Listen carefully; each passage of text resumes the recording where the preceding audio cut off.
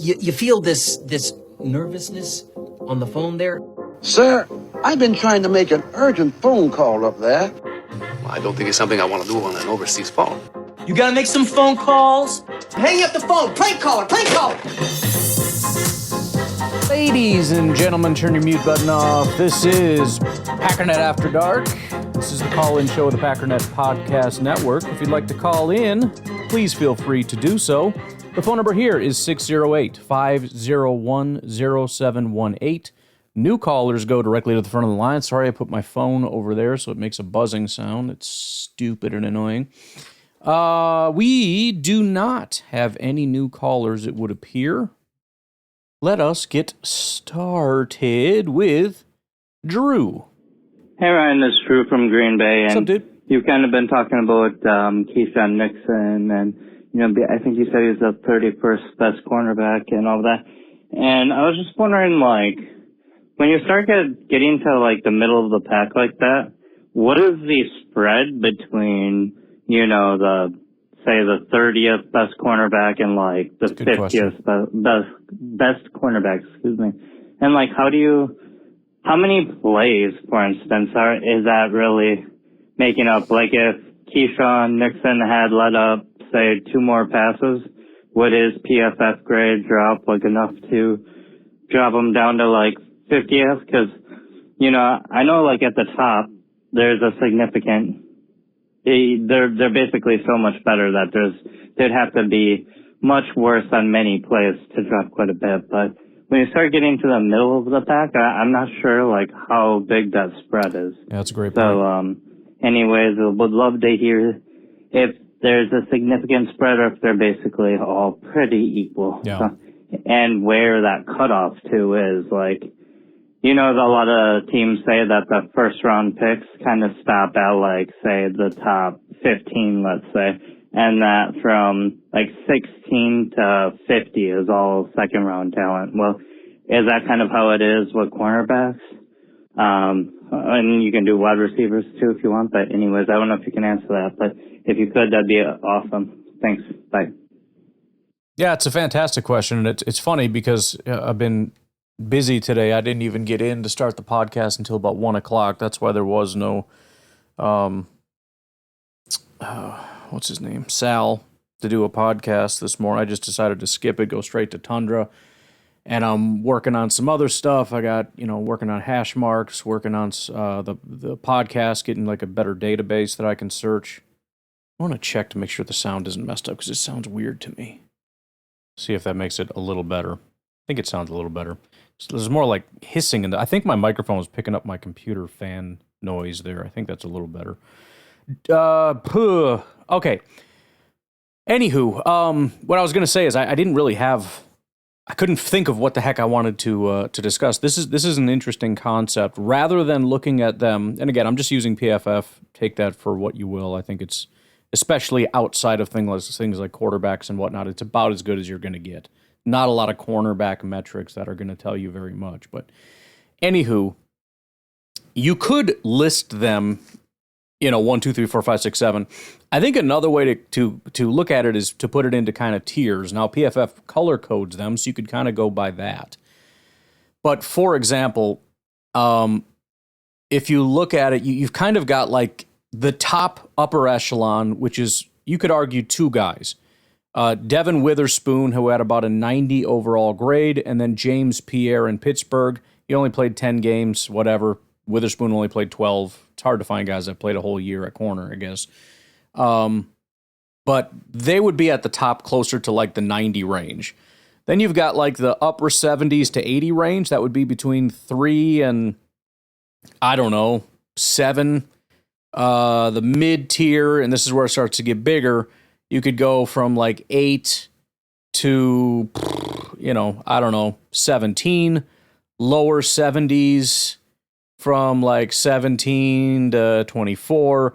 Then you've got the mid tier. So if you went the high to mid 60s, it would be 25 all the way to 50. So to your point, if you look at Keyshawn Nixon, he ranks 42nd on here. So again, he would be kind of like a high 2, low 1 range, I guess, depending on if you sort by coverage or whatever. But if you sort by overall, but what is the difference? He's at a 66.4. If we assume that a 66 and a 69.4 are about the same, he would be about tied with Kool-Aid McKinstry at 26 overall. And then if you go the other direction and say, let's say, a 66 and a 62, or, it's not that big of a difference, that would be Upton Stout at 61.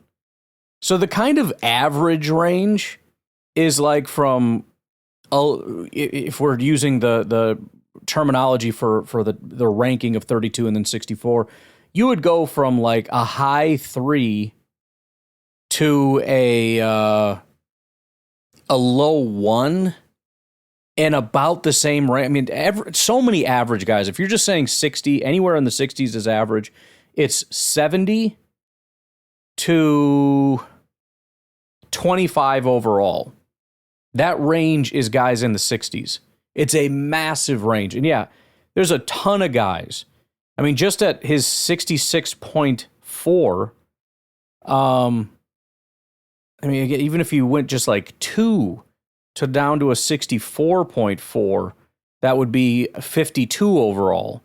So that drops him 10 spots just by 2 points. And then if you go the other direction, 68.4 would put him up at 33. So now he's like a low 1 almost. So yeah, you're right. The ranges are incredibly massive. And you're right. One more interception, he possibly gets bumped up to a low 1. So, yeah, maybe that would be a better way to approach it rather than saying he was 42nd. Looking at it as he was in sort of the, 32 overall to 50 overall range kind of thing. So it's a good point. It's a very good point. Daniel from California. Hey, Ryan, Daniel from California. I was just thinking about the offensive line because out of all the positions, they have the most variance, and it just seems like that's the spot that everybody that is, I'm not going to say educated, but the ones who are in the know, the ones that look at all the different stuff, that's their biggest area of concern. Corner, yeah, but we got a bunch of like number 2 level starting corners, right? We don't have a main guy that's like a great corner. But with the offensive line, there's just a lot of unknowns. Like, how is Jordan Morgan to be as a full-time left tackle with hopefully a full season? How can Aaron Banks be? Sean Ryan has a full season at center. Anthony Belton at right guard. And you got the Jagger Burton of it all. And then how is Zach Tom going to be with his knee? But just being the glass half full Packer fan, I was just trying to think, like, these guys have not really spent a lot of full time in these positions, especially Belton and Ryan. So just trying to be glass half full with that, and also with Aaron Banks having the Jagger Burton push. I wonder how we would rank if the interior 3, they all just had a 10% bump. And I know that the grades are horrible for Belton specifically, and PFF for some reason doesn't really like the players like Ryan and Burton, but the Packers talk them up. So, and certain guys, I don't know why, certain guys like him. Like, I was on some random AI thing that was like, yeah, Sean Ryan's great. It didn't make sense to me, but I think that if these interior 3 with the Jagger Burton bump, whether he steals a spot or just pushes everybody 10% up, I don't think this offensive line, because I would say, just kind of looking at where everybody finished, like, if you have Zach Tom healthy all year, it puts you the 20th offensive line, not Losing you pretty bad here. All right. There is a part 2. We're just going to go ahead and play that. There's like 10 seconds left, and I'm just not hearing you.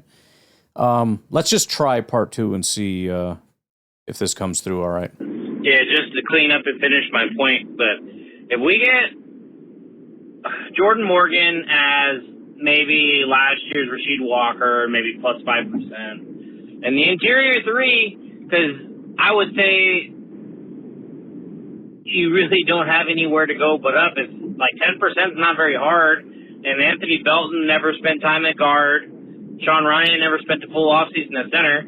Like, we're so down on the offensive line that, like, there's really no room to go but up. Right. Plus, Jagger Burton has a chance to really take a spot. So, I surprisingly, I think we're going to end up around offensive line 14, and sure. It doesn't, compared to what we've had in the past, where I think we've had a lot of top 10 offensive lines, but if we could be around like 14, 15, just right average, like that's enough for this team to really make a good run, because I think Jordan is super precise at pocket,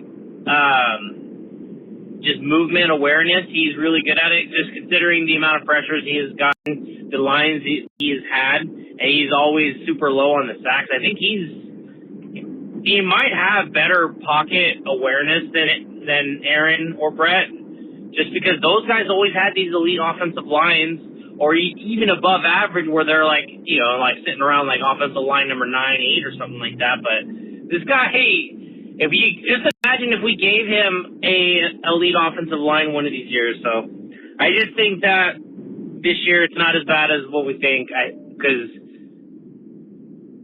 it's just, you look at what happened last year, it was the worst of the worst of how everything folded. So I just think there's the only way to go is up. So go back, go.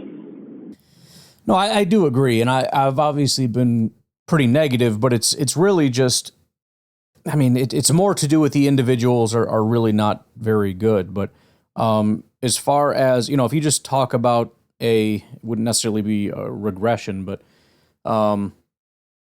let's just call it regression to the mean. I don't know if there is a separate term or if that's just the one. But there was a downward force on our offensive line. There was a I don't know the best way to say it, but you know what I'm talking about.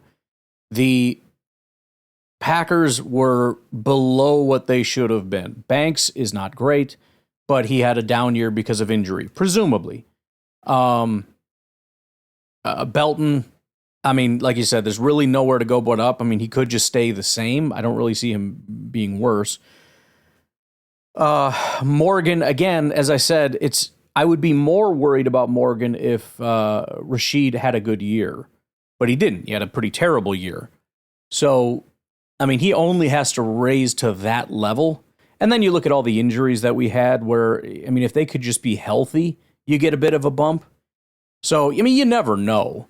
But I would agree that, if you were to just guess based on how bad things went for our offensive line, you would probably guess for a little bit of a bounce back. And that goes a long way because Jordan being a good quarterback goes up massively with a better, I mean, that's true for everybody, but for Jordan especially, he's I think, the best quarterback in football when he has a clean pocket. And the run game, and it was appalling last year. And to that point, there are times when PFF really doesn't like somebody and the team really does like somebody. But there's one thing I've always noticed is that whenever PFF says you don't have a good offensive line, things like, I don't know, Jordan's running for his life and you can't run the ball ever seem to be a problem. And so, yeah, I tend to trust PFF on that because it matches what I'm seeing on the field. As opposed to, no, trust me, he's really, really good. He gives up a ton of pressures and we can't run the ball. But no, we love him because he's huge. And there's a couple plays where he pancakes people. Like, okay, great. I'm super happy for you. I'm happy that you're happy with your decisions. All right, let's take our first break. We'll be back with Jared on the other side. Howdy, this is Jared, maybe going to be a bus driver soon. Ooh, who knows? attaboy. From Houston. And I'm a little behind on the podcast, but I'm listening to the one about, people have, memory like a goldfish and everything like that. So I don't know if you've ever seen Black Mirror, but I wish we could have like some sort of implant where we could rewatch some film and whatever just from our, neural implant and whatever. That would be so cool. Granted, in the show, it kind of led to a couple breaking up and stuff like that. But anyways, it always ends that's poorly. beside the point. I think there are some cool applications of that if that was ever a possibility. Anyways, another cool possibility with like, if we're able to do a neural implant and stuff like that, like is being able to download our consciousness and be able to technically live forever just in different bodies and whatever. I think that'd be pretty cool. I don't know. What do you think about that? And I know this is a Packernet podcast. Still the off season, so random question. Have a great day. Go Pack Go. Well, obviously, like everybody, I have thought about those kinds of things. I'm sure most of us have had those thoughts, or maybe it's a guy thing. I have no idea. But my biggest issue is it feels like it's not going to be you. You know what I mean? Like every that thing, that new person is going to think it's you, and it's going to have all your memories, and it's going to go, "Yay, I'm alive, it worked." And then everybody around you will say, "Oh, it worked, it's great." Meanwhile, you're dead, and you're not experiencing any of this. You know what I mean? So that's kind of my issue. So when you say you live forever, kind of. I mean, you, in a sense, go on forever, but you literally are freaking dead. So, I don't know that. That would be my thought as to how that would actually work. What the heck else were we in the first part? I don't know. So the Black Mirror thing, or whatever that's called, I did watch that. I actually thought it was pretty cool. I was confused at first because I didn't understand, because it was kind of like in the old days when you watch like Tales from the Crypt or something. It's a new story every single time. It's not like one consistent thing that happens. I don't know why I stopped exactly. I think it just kind of got, I don't know, old or repetitive, or like some of them were good and then some of them were bad, and you kind of get hung up on some bad ones and you're like, I don't know, I think I'm over this. So I don't know if I saw the one you saw. That doesn't really ring a bell. But yeah, it was an interesting show. It was a lot of weird sci-fi type stuff like that. Anyways, Garrett from Southern Illinois, what's up? Okay, Ryan, after hearing that song about Andy meeting up with you at B-Dubs, it got me thinking that I guess the best scene from a movie that I can think of that best depicts what I'm visioning in my head is Dumb and Dumber, where I think it's Lloyd that takes the hamburger patty off the sandwich, and they're sitting there with the hitman at the counter, and they put this, if memory serves me correct, maybe it's a real super hot sauce on his sandwich. Yeah. And he's got some kind of heart condition that he takes pills for. And, and the look on his face after he takes a bite of it, and they're over there giggling, and he is sweating profusely. Yeah, that's how I picture you eating your wings at B-Dubs.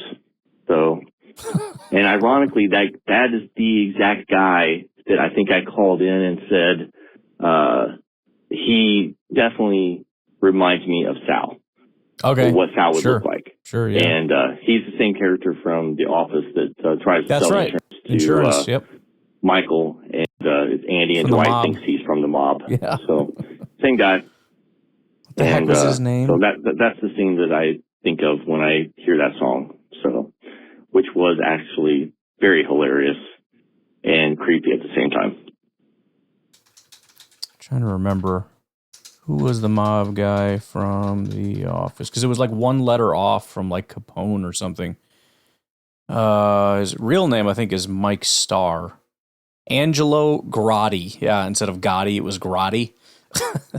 Speaking of, actually, so I was watching, I don't know if you've ever seen, and it feels so weird because it's like, these are actually evil people, but then you just watch them as like average Joes and you enjoy their content or whatever. But as far as like the mob, for some reason I've been on a mob kick. But there's a guy who used to be up in one of the things. I'm forgetting the whole backstory here, what family he was in or whatever. What is his frickin' name? Yeah, there he is, Michael Francis. He's got like 2 million followers. He's got a big thing. He quote unquote left the life. He became a Christian and he changed all this stuff. But so he does a lot of mob stuff. He'll rank mob movies and everything else, and it's really interesting because mob movies are great, and it's cool to hear his take on these different guys. But the point is, he mentioned like the best character that has ever played a mobster ever, and it was like some HBO thing, and I just watched it yesterday, and it was actually very good. Free on YouTube. It's just called Gotti. So I guess it was an HBO movie, which he was even saying like it's shocking because like they don't usually do good stuff. But it's called Gotti. Just search like Gotti 1996 full movie. Armand Asante plays Gotti, and that's got a bunch of the guys from because apparently there's only a handful of guys that can play in mafia movies, so you see them in all the same movies. But from The Sopranos that are in there. But no, it was a good movie, and it even says here, sit down with the best Gotti ever, Armand Asante, and that's on the Michael Francis thing. So, anyways, a little aside, but like you said, it's the off season, so we talk about some other stuff, and you mentioned Gotti and all that. So, I will throw you that. If you like mob movies, this is maybe one you haven't seen, and there's probably some bad ones out there. He talks about like Gotti that Travolta played. He's like, it's the worst movie ever. Don't watch it. But yeah, check it out. Gotti, 1996, Armand Asante. Good movie. And just like that, I have 17 YouTube tabs open now. So thanks a lot, guys. That's all your fault. This is why I get nothing done. Garrett, part 2. So I don't know if anybody else is taking notice of how foreigners are reacting to their experience over here in the United States. You guys scare me to death, man. I swear. I know you've hit on just a little bit on the last podcast. But you don't see people from the United States doing that when they go over to like Europe or to NFL games in other countries. You don't see them posting, this is the most incredible thing I've ever experienced. There may be the exceptions of. I'm sure there's like I know my buddy went to Iceland one time and it was like, look at the beautiful scenery. I'm sure if you go to Scotland and stuff, you see some beautiful scenery, things of that nature. There's history, a lot of history around the entire world. Obviously, there's history. There's history in the United States too. It's obviously the land was here and people were here before America. You can find some friggin' Native American hills and stuff like we have all over Wisconsin. But there's stuff like that. But yeah, I haven't seen it. Maybe it's a thing. I'm sure they enjoy and love their experience. I don't want to denigrate it to too much of an extent here. We're having fun with the us versus them stuff a little bit, but that is true. I haven't seen like a massive, dude, this is the best. Like they have it so much better than us. Everything here is better and I want to live here type of stuff. Cuisine or whatever place where they're staying is tropical, but nothing like what you're seeing foreigners post about here in the United States. And I just kind of, I will say, by the way, I have seen a couple. If you peruse YouTube, as I do, there are some things that I've seen, but it's mostly places like Thailand. I've seen a lot of that, and it's to the point. And I particularly like it because number one, I like hot weather. I like beaches and ocean stuff. That's a need in my life, and also Muay Thai is become a pretty serious passion of mine. So I would love to go there and do Muay Thai for the rest of my life. Just being an old man doing Muay Thai and sweating as I do, obviously, right, Andy? But it's also just like it's so unbelievably cheap. You look at the food there, it probably tastes bad. I mean, it doesn't really look good. They have American stuff like pizza and cheeseburgers. It doesn't look great. But you look at it and it's like, oh, that's like 300 baht. And I'm like, what the heck is that? And let me not that it really matters, but just to give you an idea, 300 baht to USD. So it's like $8.98, and it's like a giant bowl of like fruit stuff, and then you get like this and this and the drink. It's probably not even $300. Like you get a burger, it's seriously like $1.25. It's ridiculous. You know, you go there, you can get apartments for unbelievably cheap right downtown, over on the ocean, all this. So a lot of people from America like will move there. Some of them for not great reasons, but some of them. It's usually that kind of stuff. There's a lot of like people leaving America because it's so expensive and going to places where it's not so expensive. So I think there's quite a bit of that type of stuff going on. And honestly, especially doing what I do, if I didn't have a family, I'd be living in Thailand probably right now, because it's like I am basically rich doing this podcast. But you know, I'm just saying there is some of that. But it's definitely not as much as you've seen with people coming to the United States and just being blown away by stuff that we absolutely take for granted and didn't even realize was a luxury. The whole scenario of comparisons of the games being played here versus NFL playing games over in Europe and other countries is that I guess I just feel like the NFL is overthinking it, and I think it'd be better if we just had more games played here and people from other countries had opportunities to have these international experiences on specified games that they could come and be recognized. But I don't know. I know they want to expand, but I feel like Europeans and all these other foreigners are having... I don't know why I cringe every time you say foreigners. It's not a bad word. It just I don't know. I'm becoming one of those people where it's like, oh, you can't say that. Way better experiences here than what we are there. So, just an observation. No, I get it. No, again, it does. It makes you feel good, and it should make us feel grateful, because there is so much that we have that we take for granted. You know, it annoys me when I hear there is this absolute hatred for older people, which I find disgusting, by the way. You know, we went from respect your elders to people that just hate, quote unquote, boomers and whatnot, because supposedly they had it so easy. And as I've said, not one person would trade their life for that of a boomer. Well, houses were so cheap. You know why houses were cheap? First of all, inflation. Second of all, their houses were not like our houses. They had much smaller houses. They had no amenities in those houses. They didn't have a frickin' thing in those tiny little houses. They had one car, maybe. Like, of course it was cheap because they lived with nothing. They had nothing.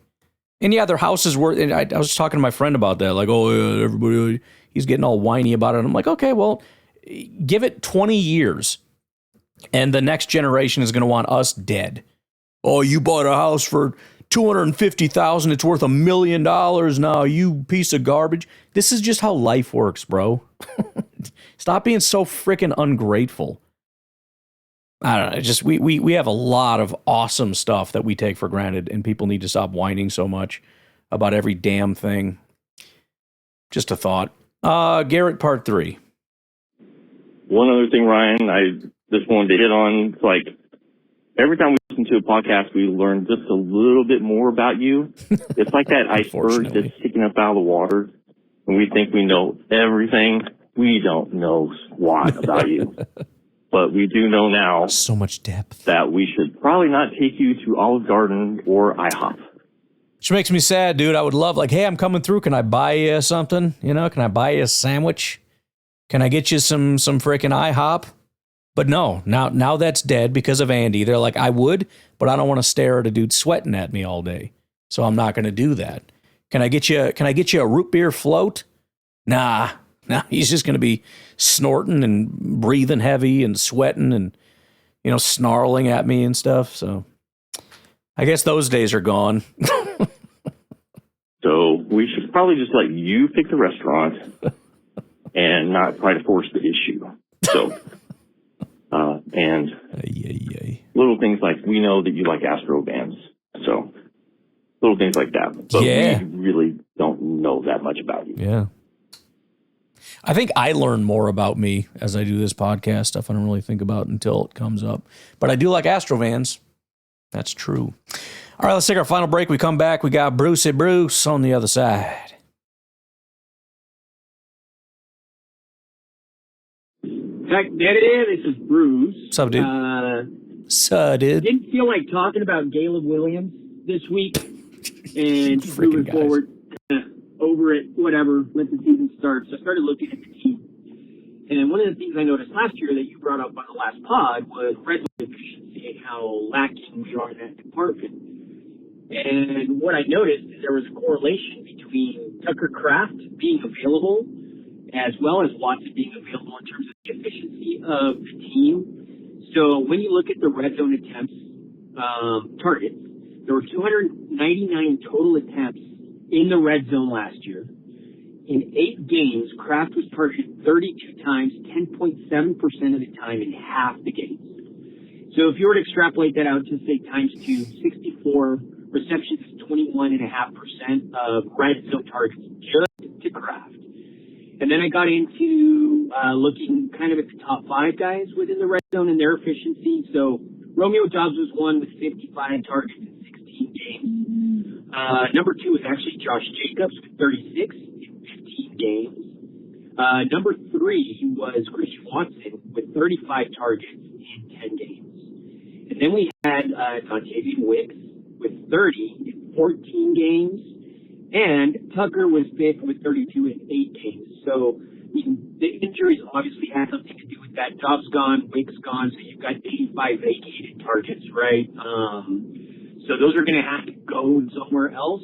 I think naturally they're probably going to go to Watson and Tucker in the same kind of percentages, I guess. I'll get to that. But basically, like the full season, right, like mostly, if we were to assume that mostly Watson and Tucker are there the entire full season, we can kind of look at those numbers and have, Kraft with about 64 targets. You're looking at Watson with maybe 25 more. So these are just obviously, this is my brain, right? But Golden had 29 in 14 games. Reed had 19 in 7 games. And Savion had 10 in 12 games. I'm at the 30-second mark. So I'm going to stop and then I'll come back with the other half. So I actually broke this down and brought it up into actual like percentages and efficiency in the red zone. So I'll call right back. Bruce, part 2.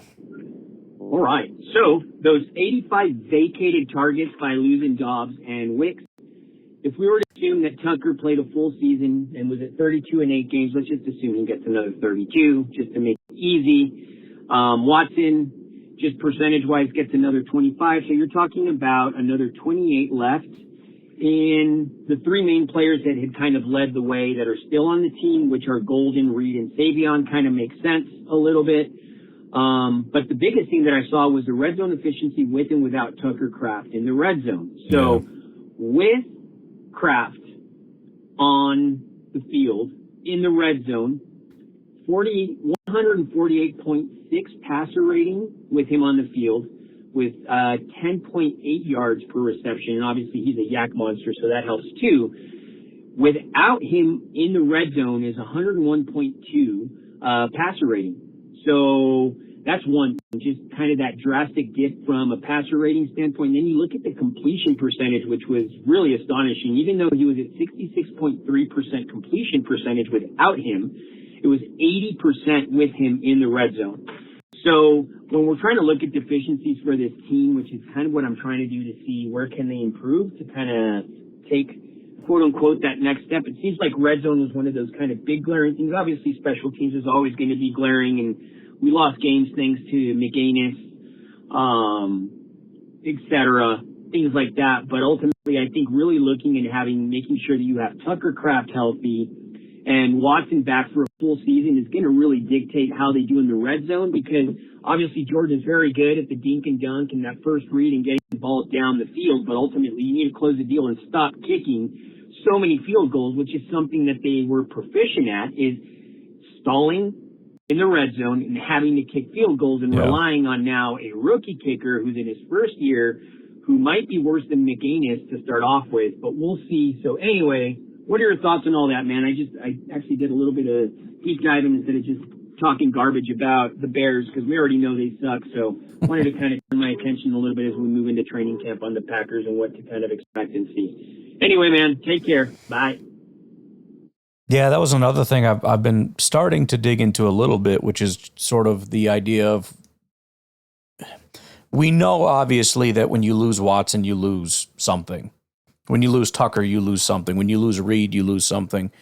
I wanted to kind of try to parse out what we lost and how badly we lost it and all that kind of stuff. But, you know, one of the interesting things going through the Jordan Love PFF thing was how bad the red zone was. And I think you're right that there is a question of what happens. It would be interesting to look at how much of that had to do with, you know, early in the season without Christian or later in the season without Tucker. Is there a sizable difference? Can we track that specifically? But that's something that does need to get boosted. And I agree that keeping Christian and Tucker especially on the field is going to be massive for that. But it also, like you said, leaves the question of, okay, who else is going to step up? You're going to have to look at Golden and hope that this is a guy that one way or another, whether you're going to throw him a quick screen like against the Bears. Now, that was further out. I don't think that was expected to be kind of like a red zone play. He took a lot of yards after. But in the red zone, are you possibly looking at him in the screen game? Could he possibly do, you know, I mean, we've had some phenomenal red zone targets over the years. Devontae, Jordy, Randall Cobb, all these different guys. And so we need Reed and we need Golden and we need Savion. We need these guys to be able to step up because red zone is massive. And like you said, you know, you can be a great team between the 20s, which I think we were, but if you die in the red zone, you're dead. I mean, you're not going to be, I've said this before, there is like a 1-to-1 correlation when you look at, for example, when we were the top offense in football compared to when we didn't have a very good offense in football. Go look at where we ranked in the red zone, 2020, right? Number one offense in football, number one scoring off, just dominant offense, number one red zone offense. I mean, it's kind of duh, but you have to be able to get to the red zone. If you can't do that, it doesn't really matter. And I'm sure there have been instances where that's been a thing. You don't have a very good offense, but you can do it in the red zone for whatever reason. You got Cam Newton on your team or something. But, I mean, it's massive. It's absolutely massive, and we're going to have to figure that out. I don't know if it's a Jordan deficiency, if it's a Matt LaFleur deficiency, or if it was just we lost Tucker and that screwed us, you know? I don't know. The only other thing I'll add is that I appreciate and love that you're doing all the deep dives and stuff, and it seems like you've got some great sources out there and whatnot. I don't know if that's maybe just a PFF thing, because I know you can use the ranges, which would be a place that I'd like to do. I would encourage you and anybody else, if you have an opportunity, to check out hashmarks.io. I'm working on it about daily, and it gets better almost every day. I was thinking about possibly having little pop-up messages on the site of like what's been improved, but that would get annoying very fast. But the point is, every day I'm trying to push the limits, and we come up with, okay, we hit a limit, we can't go past this. How can we work that out? And then trying to find new and better things. For example, we're going to be adding tools for it to be able to do injury type stuff and everything else. So again, check out hashmarks.io. If you're not sure what that is, I built what I thought was super cool because it bridges the gap between, I don't really like all this stat stuff, I don't know where to go. This makes it very simple. It's one place. It works just like ChatGPT.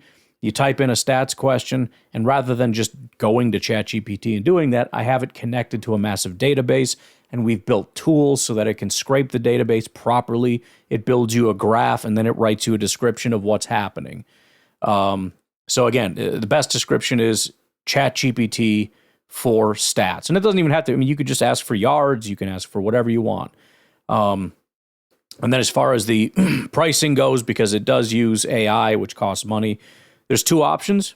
You can pay us to fully host it, or the other way, if you're interested in taking a couple extra steps, is you can link your own AI. So if you already have like an AI that you use, you go add a code. We only use Claude for this, is the only one that you can use, but it's the best one, so you wouldn't want to use anything else anyways.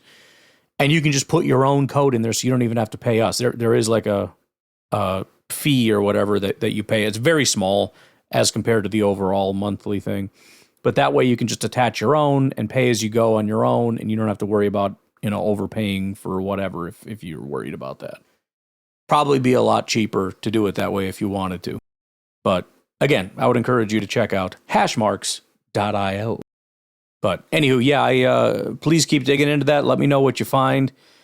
And I'm going to be doing some of that myself, I think, trying to figure out, what are we getting from these guys in what areas. And, the other thing is, how much of a boost you're going to get, hopefully, that we just didn't really think about. You have this feeling of we kind of sucked last year. I'm worried.